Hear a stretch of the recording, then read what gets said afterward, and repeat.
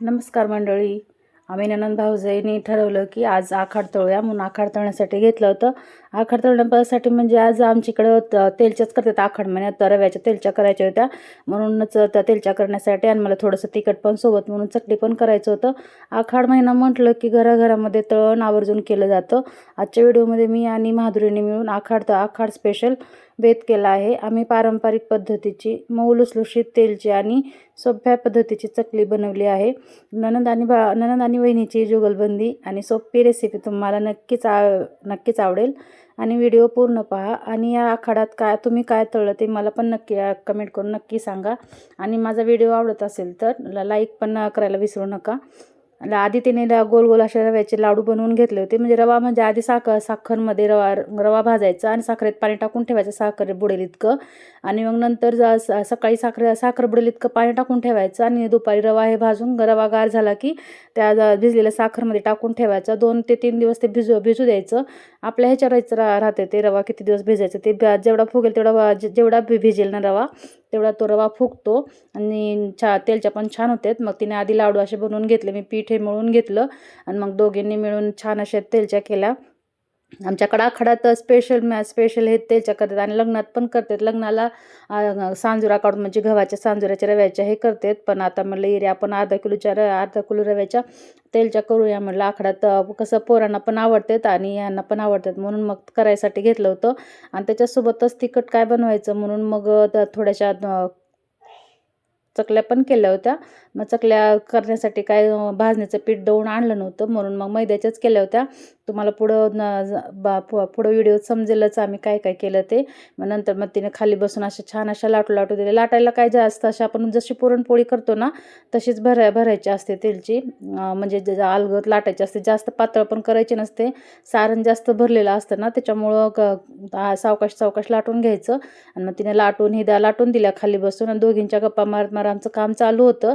मग तिने लाटून हे झाल्यावर मग लगेच मग तिने खाली बसून लाटत होती आणि मी वरती गॅसवर तळत होते. मला सोबतच मी आधी कुकर लावून घेतला होता चकलीसाठी. मैदा आणि मुगाची डाळ लावून घेतली होती. याची डिटेलमध्ये रेसिपी तुम्हाला आपल्या चॅनलवर येईलच 1-2 दिवसात, ती पण नक्की पाहायला विसरू नका. मग मैदा आहे तिनं छान अशी ते गाठ होते ना तिचे गोळा होतो ना, मग ते फोडून चाळून छान अशी दिली होती माझ्यासाठी मला तयारी करून. मग तिखट मीठ सर्व घालून तीळ घातलं होतं, परत ओवा, जिरे आणि कोथिंबीर नाही घालत ना, म्हणून धने घातले होते. जिरे आणि धनेची पावडर पण घातली होती. मग छान असं गोळा मळून घेतला होता. चकली खायला खूप छान झाली होती. तुम्ही पण नक्की ट्राय करा. मग आमच्याकडे आखाड नाही तळलं की असं म्हणतात की काय त्रास होतो, जुलाब हे लागतात, म्हणून आखाडे नक्कीच आवर्जून तळतात. आणि तुम्ही पण आखाड महिन्यात काय तळलं ते मला नक्की कमेंट करून नक्की सांगा ताईंनो.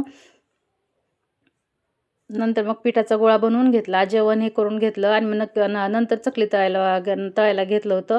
म्हणजे कसं आपल्याला पण भूक हे लागली होती. सकाळी नाश्ता करूनच बाकीचे कामं हे आवरून घेतले होते आधी. आणि मग नंतर मग हे करायला घेतलं होतं. आणि दुसऱ्या दिवशी पण चतुर्थी होती. म्हणजे आम्ही हे आखाड शनिवारी तळले ताईंनो. हा व्हिडिओ अपलोड करायला मला थोडासा लेट झाला. मला आखाड महिन्यातच करावं म्हणलं, बायका पण आपलं बघून पण करतील म्हणलं, कोण कोणाला करायचं असेल तर. म्हणून मग तुम्हाला आजच म्हणलं हे करावं, व्हिडिओ हे करायला बसले होते मग आज. मग नंतर मग चकली तळायला घेतले होते. मग तिला मला थोडंसं आराम करू, सकाळपासून दोघींचं पण काम चालूच होतं. पण ती बसते होय. मग ती पण आली नंतर मग तिनं म्हणली मग चकल्या करून देते ताई, तुम्ही तळा म्हणले. आणि तळायला चकल्या करायला काय 2-2 माणसं लागत नाही, मला एकटीला पण हे होतं. आणि भाजणीच्या पण चकल्या खूप सुंदर होत्या. भाजणीच्या चकल्या पण तुम्हाला 1-2 महिन्यात देते रेसिपी दिवाळीपर्यंत.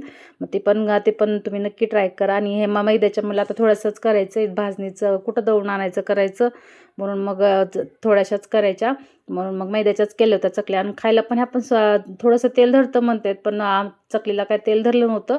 पण खायला खूप छान झाल्या होत्या आणि दिसायला पण छान झाल्या होत्या. तुकडे थोडेसे नंतर थोडं पण हलवलं ना टोपल्यात तुकडे पडायचे, पण नाजूक होत्या चकल्या थोड्याशा.